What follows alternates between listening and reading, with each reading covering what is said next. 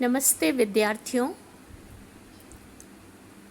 कल आधुनिक काल के अध्ययन के संदर्भ में हमने आपसे यह कहा था कि हम आधुनिक काल की पृष्ठभूमि पर चर्चा करेंगे और उस पर चर्चा करने से पूर्व कल हमने आदिकाल और भक्तिकाल पर संक्षिप्त रूप से आपसे बात की थी। आधुनिक काल की पृष्ठभूमि पर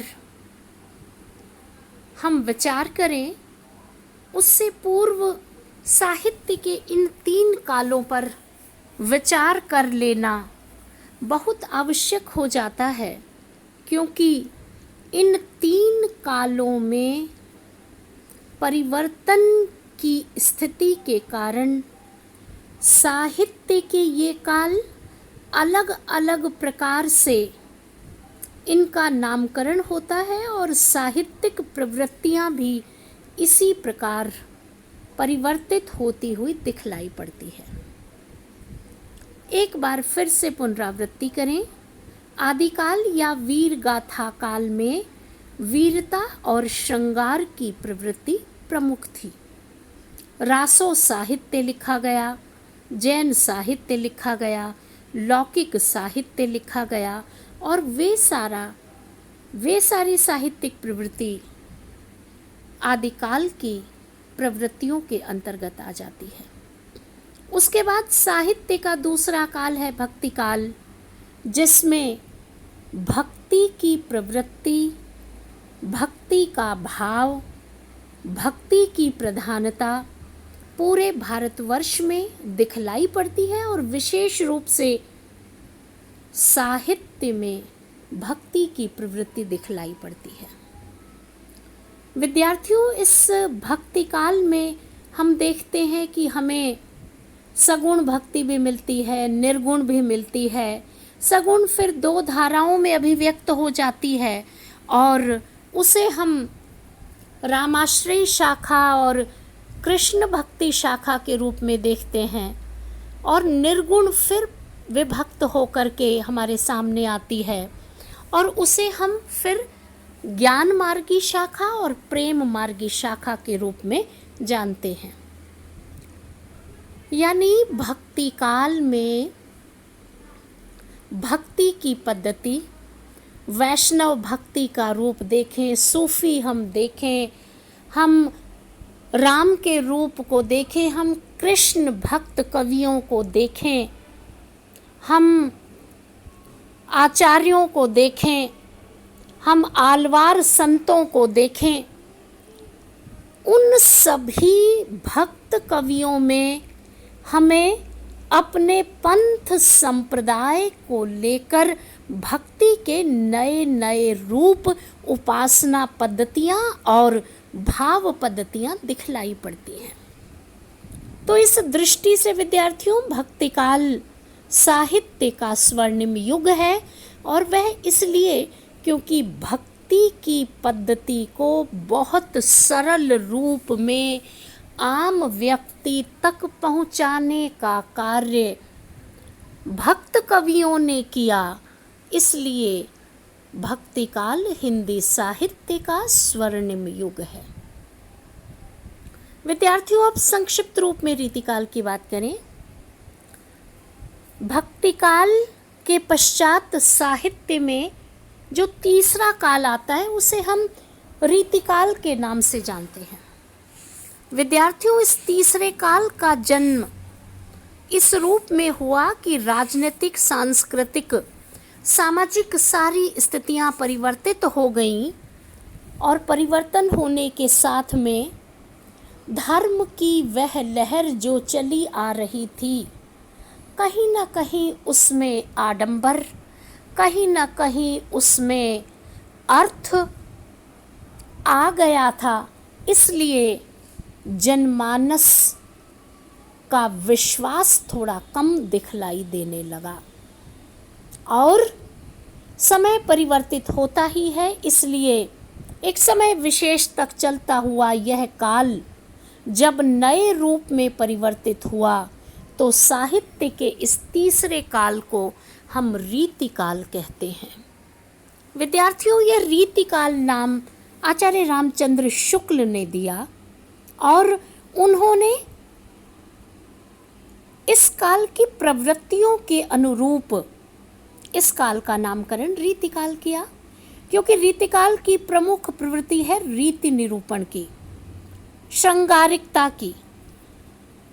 कई आलोचकों ने, इतिहासकारों ने इसे श्रृंगार काल कहा है, किसी ने इसे अलंकृत काल कहा है, किसी ने इसे दरबारी काल कहा है और अपनी अपनी तरह से नामकरण किया है। वह उस युग की प्रवृत्ति के कारण ही किया है विद्यार्थियों, क्योंकि रीतिकाल में रीति की प्रवृत्ति, अलंकरण की प्रवृत्ति, कविता को सजाने की प्रवृत्ति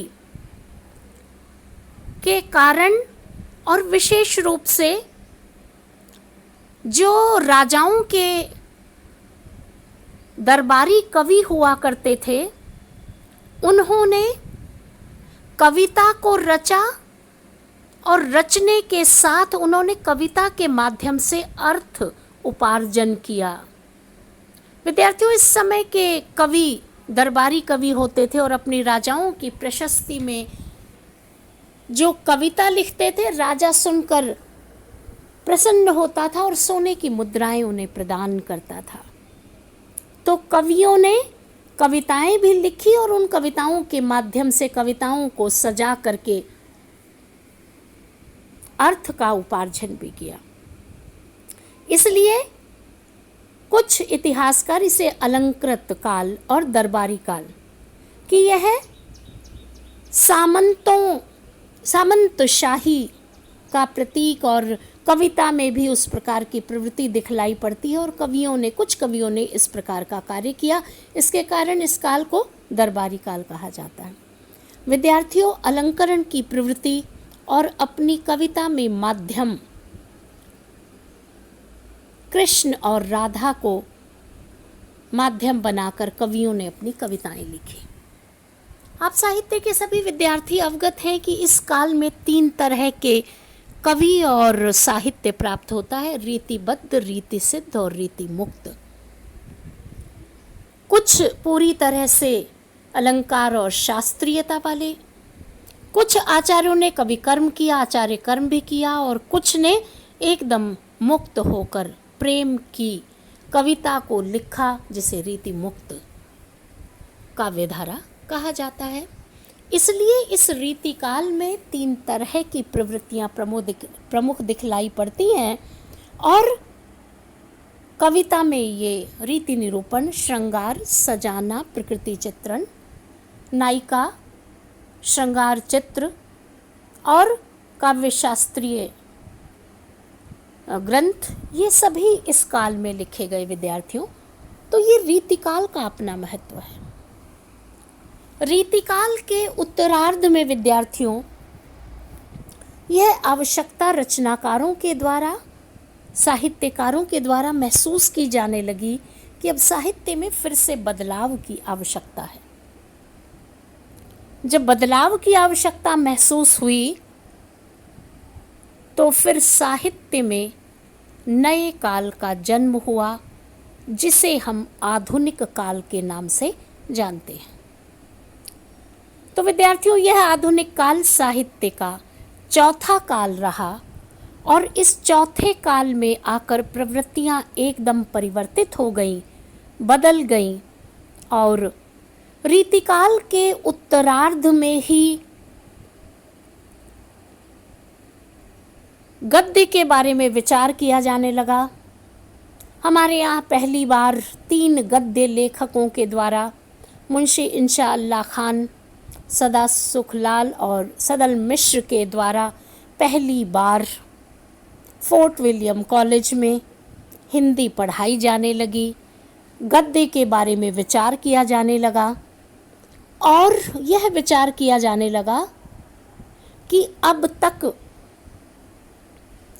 जो काव्य का माध्यम, साहित्य का माध्यम केवल कविता ही बनता चला आ रहा था, यानी कविता के अतिरिक्त हमारे पास और कोई भी रचना विधान नहीं था। हम आदिकाल में लिख रहे थे तब भी कविता थी, भक्ति काल में कवि लिख रहे थे तब भी माध्यम कविता थी, और रीतिकाल में भी कविता थी। तो रीतिकाल के उत्तरार्ध में इस बात पर विचार किया जाने लगा कि अब कविता के अतिरिक्त साहित्य में नई विधाओं का जन्म होना चाहिए। और जब यह विचार किया गया विद्यार्थियों, तो फिर वैचारिक रूप से साहित्य में बदलाव हुआ, और उस चौथे काल में आकर, आधुनिक काल में आकर, साहित्य में काव्य के अतिरिक्त अन्य विधाओं का जन्म हुआ। और इसीलिए विद्यार्थियों, साहित्य की दृष्टि से यह आधुनिक काल अपने आप में महत्वपूर्ण बना। तो विद्यार्थियों, इस वीडियो में आज इतना ही कि हम आधुनिक काल से पूर्व के सभी कालों की स्थिति को जान लें और सार संक्षेप रूप में उनकी प्रवृत्ति को जान लें कि किस प्रकार की प्रवृत्तियाँ साहित्य में थी और आधुनिक काल में आकर किस प्रकार प्रवृत्तियाँ बदलती हुई दिखलाई पड़ती हैं, और एक नए काल का जन्म होता है जिसे हम आधुनिक काल के नाम से जानते हैं। धन्यवाद विद्यार्थियों।